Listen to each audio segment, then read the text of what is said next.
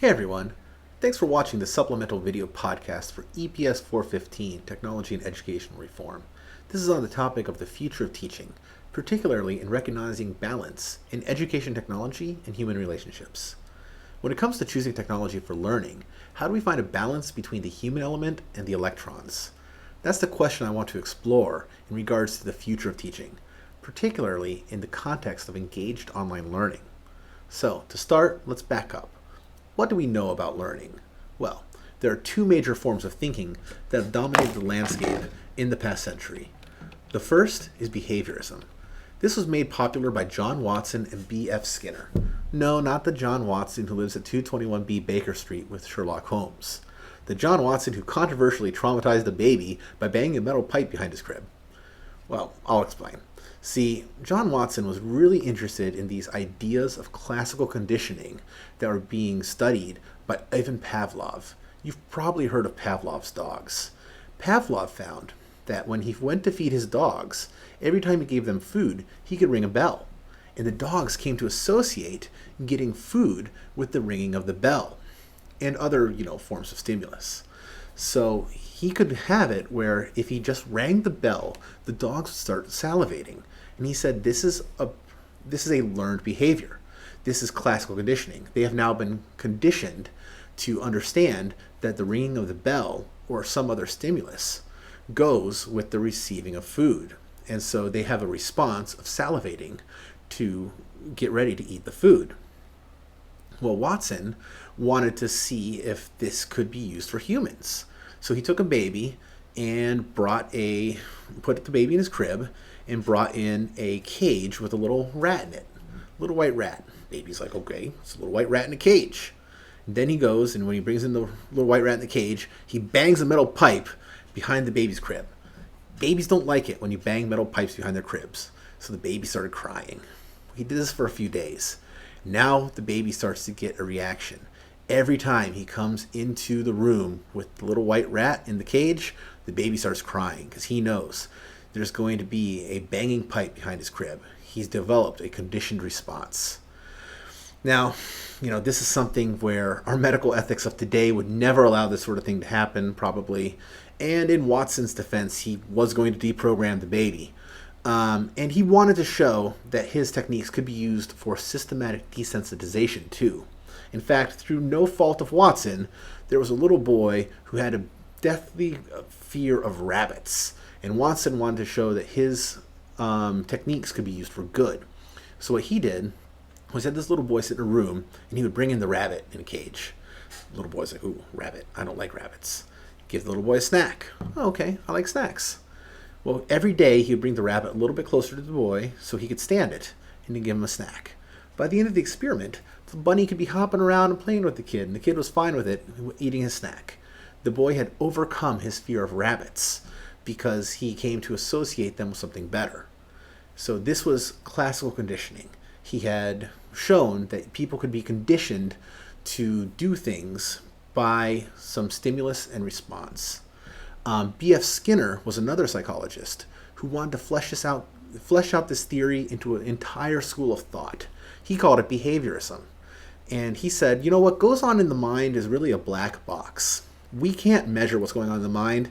And really, what's going on in the mind doesn't matter. Because what does matter is we know that there are stimulants and there are responses.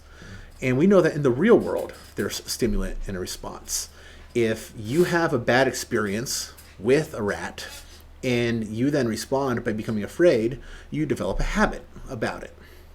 And you can read something and get the same sort of thing. In fact, every human behavior boils down to habits that are developed by stimulus and response. That's all that knowledge is. Knowledge is just these habits that we develop. Skinner uses the example of learning how to drive. He says, you start learning how to drive by sitting in the car. You realize that when you want to go forward, you respond. You have the stimulus. I want to go forward. You respond by pressing your foot down on the pedal, and the car moves forward. You want to turn left. You respond by rotating the wheel to the left, and the car goes left. As you become better and better at putting all those components together, you develop these sets of habits that develop into knowledge. And knowledge is simply that. It's these little blocks, these little sets of habits that all come together, stimulus and response, forming habits. And that is knowledge in a system of behaviorism. Now, that's very different from the way that we've come to understand learning theories in a lot of our modern systems, because now we've had the rise of what we call constructivism. And constructivism is very much in vogue for most of our learning theories today. Constructivism has its roots with Jean Piaget, who said that learning's not cumulative like that. It's transformative. You can't just get some knowledge and have it in your head like a little block and, develop from that. And each little piece is just a little bit more knowledge. Think about if a kid is sitting there and building a wall. You put down 5 blocks, then you put 5 blocks on top of them. Your wall is 1 row higher. And, that's like a database. That's not the way humans work, according to Piaget. Humans are not like databases where you just keep adding blocks. When you learn something, it's because you keep adding data, sure. But then all of a sudden, something clicks. You make a connection. And then everything is different. You see the world differently. You are different. It's not like driving a car where you just develop a habit of turn left, turn right, go straight. It's like riding a bike. You start on the bike and it's all wobbly, right? And you're trying to ride. But all of a sudden, when you're riding the bike, you fall over a few times. All of a sudden, something clicks. And when something clicks, it transforms the way you think. Everything's different. You are different because of that transformation. And that's what constructivism is. It's the idea that you have constructed a new knowledge structure and the way you look at the world is different. Now, it can be something simple. You might just realize that chocolate and peanut butter go really well together. But it can also be huge. It can be you can embrace a new philosophy, a new religion. You can embrace a new way of thinking because of these connections that you make. And so that's what constructivism is all about. And that's why we want to think about engaged learning. And John Dewey, in fact, was an American philosopher who said we need to bring this idea of constructivism into our educational systems, our formal educational systems. We need to understand that learning emerges from problem solving. Learning comes from taking action. We shouldn't just give kids a book and expect them to read the book and think that that's going to give them the knowledge they need. They need to actually take the action. So why read a book about zoo animals when you could have a zookeeper come to the classroom to tell the kids about the zoo animals, and then the kids can ask questions. They can come up with hypotheses and ask about them and gather the information and work with that.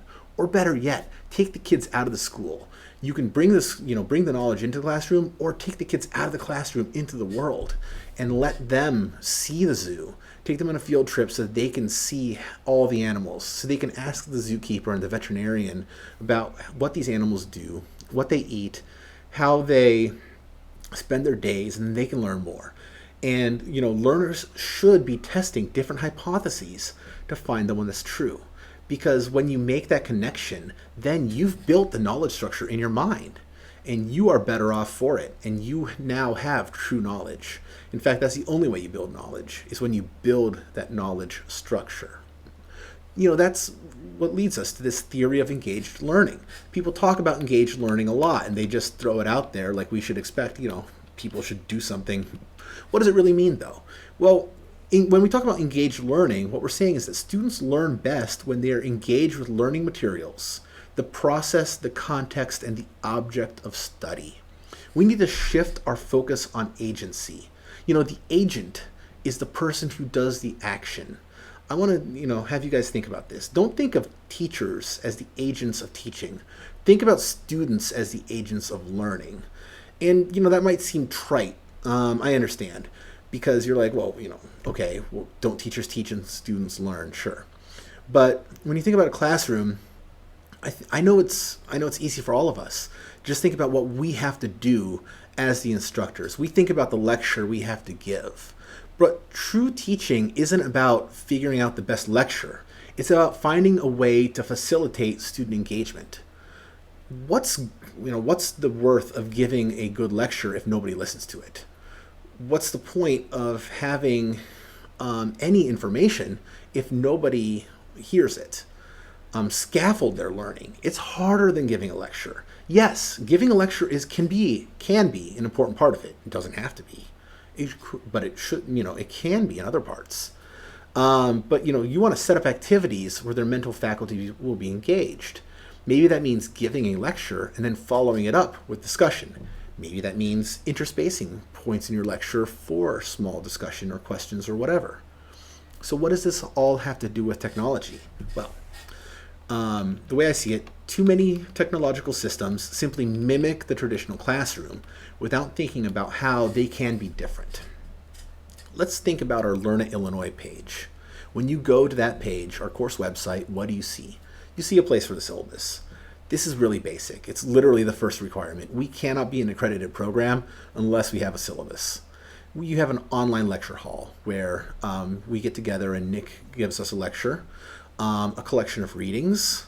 We have a discussion forum where you guys can talk with your peers about things in the class. We could set up quizzes if we wanted to.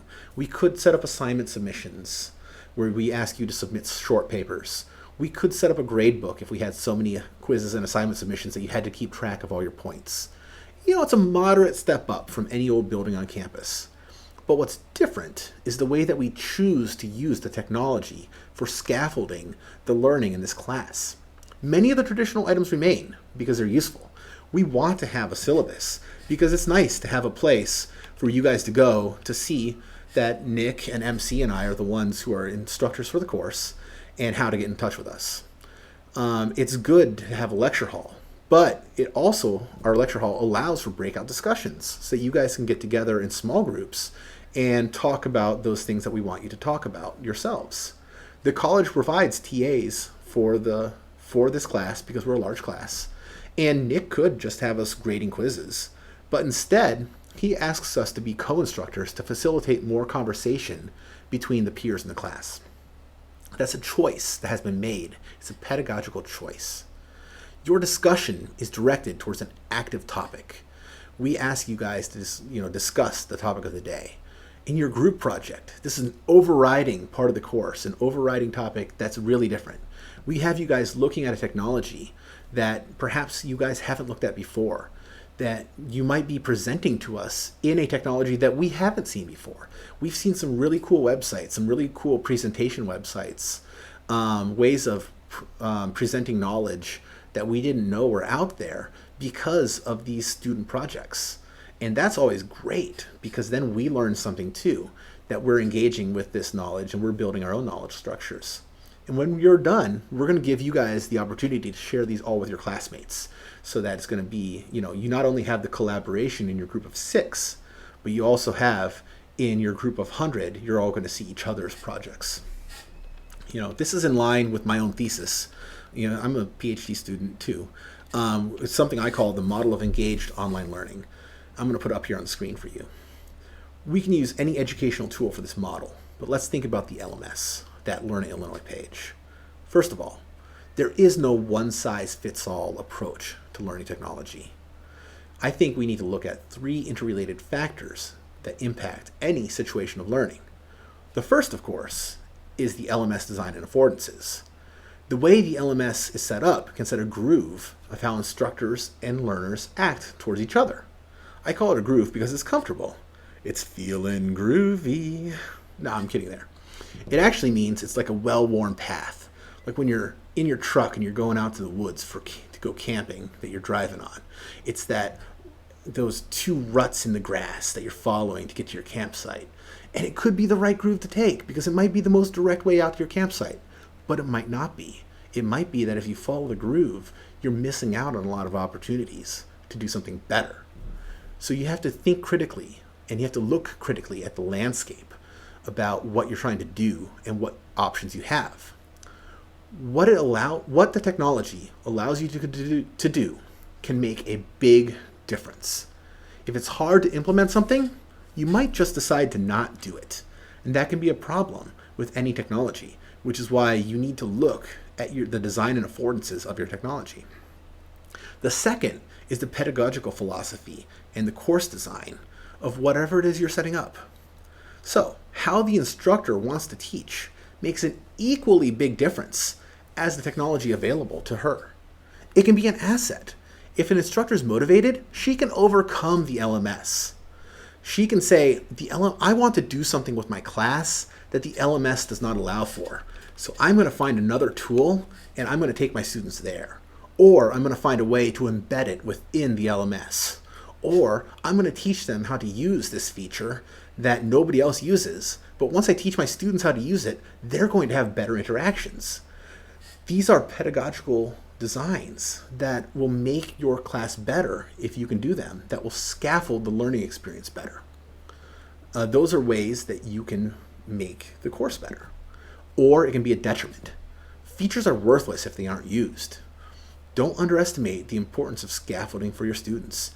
If all you do is have your students come into a lecture hall for an hour and talk at them without ever giving them a chance to ask questions or interact, and then you send them off to the board and have them read 5 articles and then give them a quiz on basic vocabulary from the articles to see if they've memorized it, because you want to make sure. Or maybe you have one of those quizzes where it's like they're reading the article and all of a sudden it pops up with a page. Or even better yet, those videos where you're watching the video and all of a sudden it pauses and the sheet comes up and it says, what did the person just say? Was it blah, blah, blah, A, B, C, D? And if you don't answer it right, it'll go back and replay or something like that.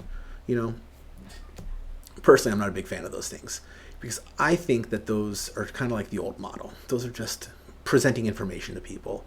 And it might not spur as much interaction as we want to see for a constructivist approach. So if you want to scaffold learning and have people be engaged, build systems that do that. Build policies that do that as your systems. The third component is the learner characteristics and motivations. The learners need to be motivated and you need to understand them. Many of you are K-12 teachers. I'm sure you understand that there are cultural differences between your students. There are going to be differences between your classrooms. There are going to be differences from one year to another.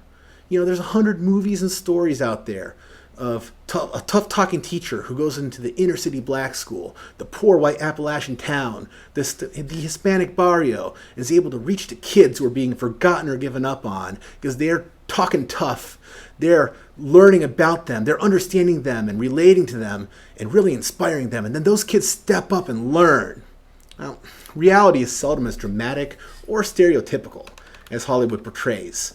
But understanding how to motivate students to engage with any learning system, especially technology, is essential.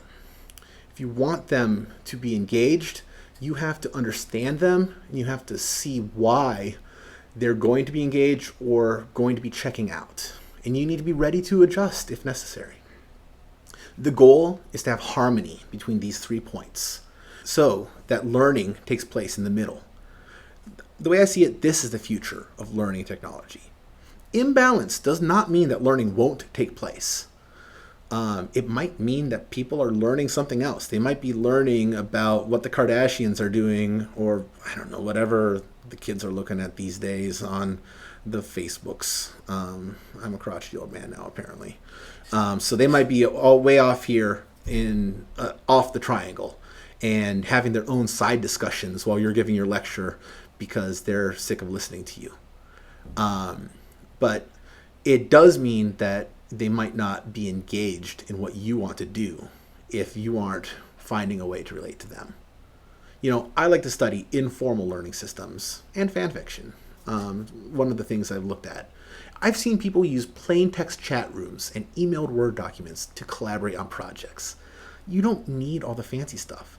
If that's all the tech you have or all the tech you need, it can be great. You'd be surprised at how well you can get to know someone just by typing to them and never hearing their voice.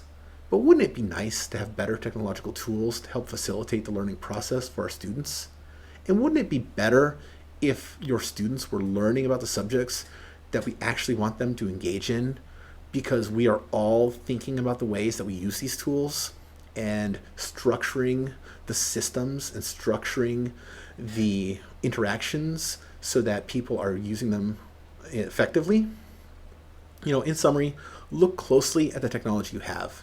Think critically about what you want to accomplish and find the best way to help your students engage in activities that will build that knowledge. You won't regret it.